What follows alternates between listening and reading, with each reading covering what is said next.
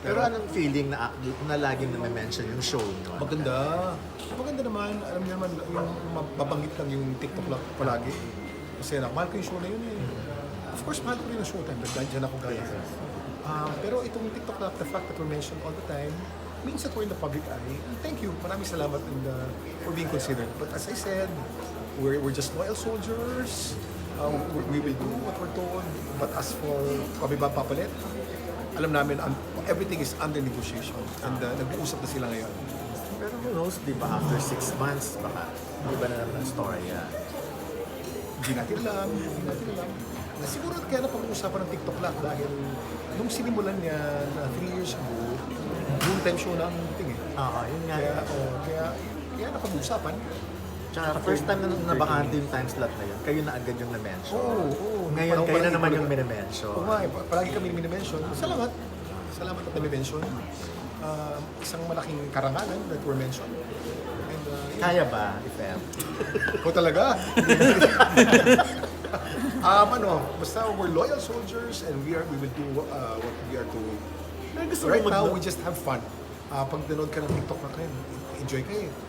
Yung show na yun, pag pumapasok ako doon, parang hindi trabaho yun eh. Kasi the more fun we have, the better the show becomes eh. So fun lang siya, nakakaaliw lang din. At mahal namin ang isa't isa ron eh. Sarap nung samahan namin doon eh. Oo nga, no, super... Very close kami. Like Pokwang. Yeah. Si Coco, matagal ko nung gusto makatrabaho yan eh. Sa kabila pa eh.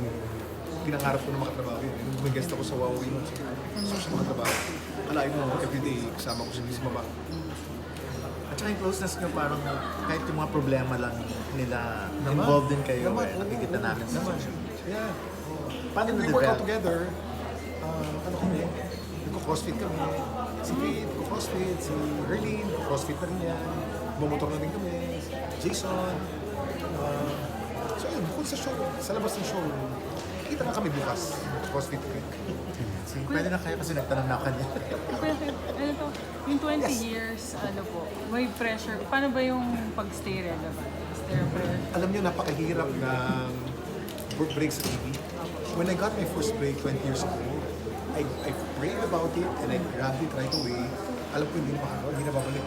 It was my first time that I worked in a major station. But it's even harder, after 20 years, I realized it's even harder to stay on television. To be on television is hard, it's harder to stay on television. But I was given advice. When you start thinking that it's about you, you're gone. When you always think that it's about what you give, ano ba ang audience takeaway mo, you will always stay relevant.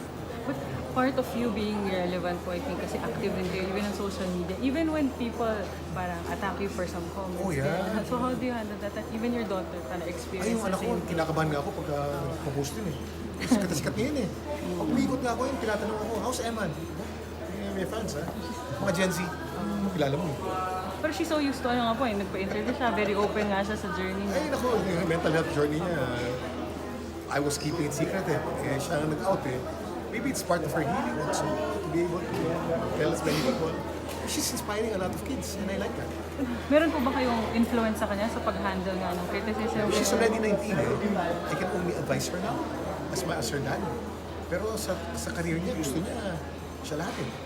Sabi niya, Papa, I'm already called Nepo Baby. If I'm seen with you all the time, I'll be just a regular Nepo Baby. They accept me as Nepo Baby because they don't see you with me.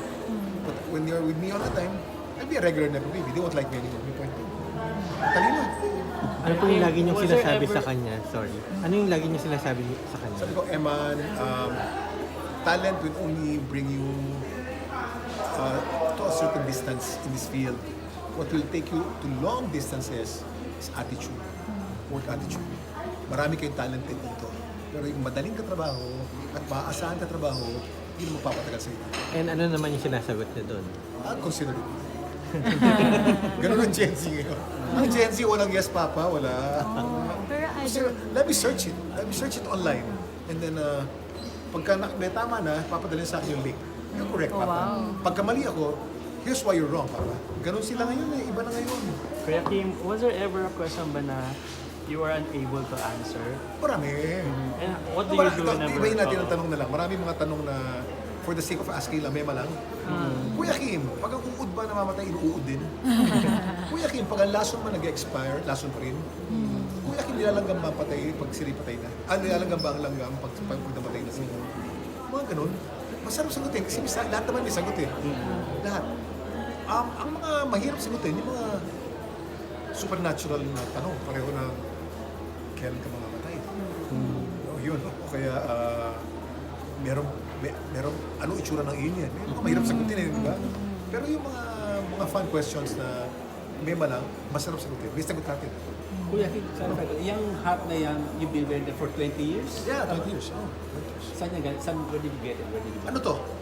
When my first morning show was a segment in Magandang Umaga Bayan, then Magandang Umaga Pilipinas called Animalandia. Animals lang yun, simula ko. Resting ako ng mga crocodile. Ang idol ko noon, si Steve Irwin. Ito ang suot ni Steve Irwin eh. Gusto ka rin.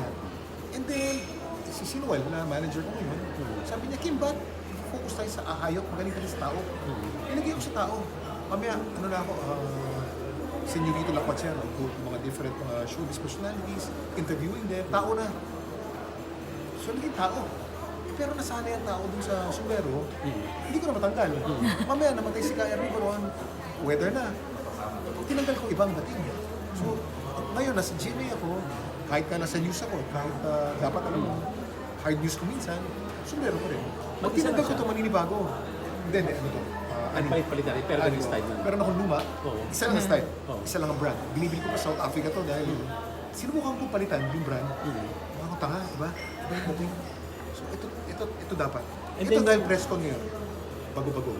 Pagka yung nasa location, na-spot. And then yung suit nyo ngayon, paano nyo na... Ano naman to? How did you arrive at that style? Amekaji, tawag siya. Dahil nagbumotor ako for the past 10 years, nakamotor ako araw-araw eh. Style ng pananamit ko, nag-angkop din sa pagmumotor. Nakabuhos ako araw-araw, naka-selvage jeans ko. At kung mapapansin nyo, lumang tao ako eh, dahil lumang motor ko eh. Lahat ng motor ko vintage eh. Ang damit ko vintage din. Vintage polo, vintage jeans, vintage belt. Ito yung suot ni Marlon Brando, vintage na wallet, vintage boots, vintage jacket. Tawag sa jacket ito, sashiko. Ito ang fabric na ginamit ng mga samurai sa Japan. Pag yung sa mga kimono nila. Mas mahal pag vintage. Ayun, magaling ako dyan. May mga ukay spotter ako. may 3-4 na si ukay spotter ako. Pag nakakita ng gusto ko na Amikaji o na Japanese American, alam nila size ko. Napibili ko ng 120 at the price, 110 at the price. Pero ang ukay ngayon sa Amerika, may tawag sila dyan, thrift.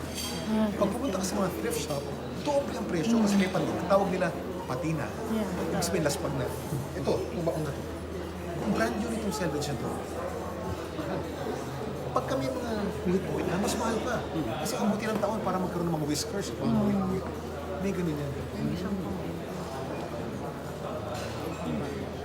Kuya Kim, sa perspective ng mahilig sa information and educational materials, ano kaya ang pwedeng gawin ng kabataan ngayon to further yung attention span? Kasi di ba nabanggit mo kanina? Social media and doom scrolling is so addictive eh. I suggest for parents to put something on the phone that they can scroll to, that is education. My phone, as I said, meron akong Kindle dito. Yung Kindle, pagka bored ako, nakita ko doom scroll ako, punta ako sa Kindle ko, basa ko ng libro.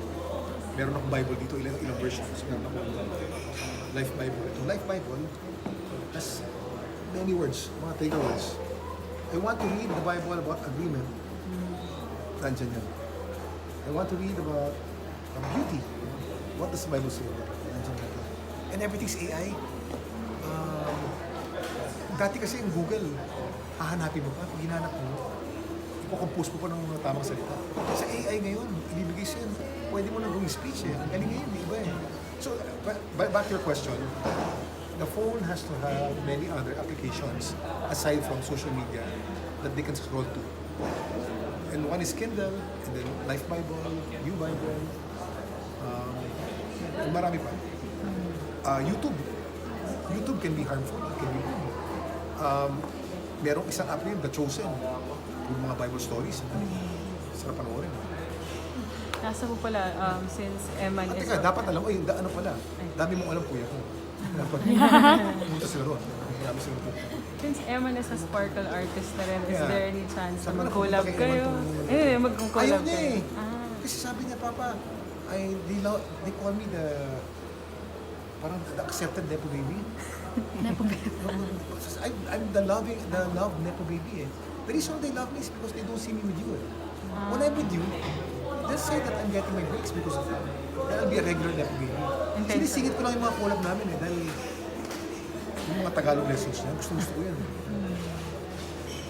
Thank you po. Thank you po. Thank you po.